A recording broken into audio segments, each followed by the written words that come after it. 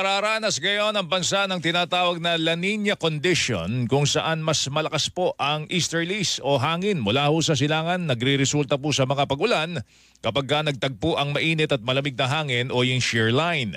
Ayon kay Ana Lisa Solis, hepe po ng Weather Services and Prediction Section ng Pag-asa, inaasang magtatagal ang La Nina condition hanggang sa Marso. Nagpalabas po ang Pag-asa ng La Nina condition na kung saan usually po kapag may La Nina condition ay kakibat po niyan ay yung malakas na easterlies o yung hangin po, nagmumula sa silangan.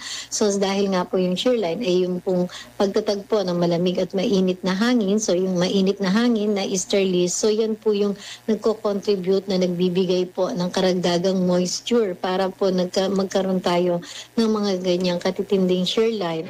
Anya, hindi ito unang beses na nakaranas po ang bansa ng La Nina condition at naranasan na rin po ito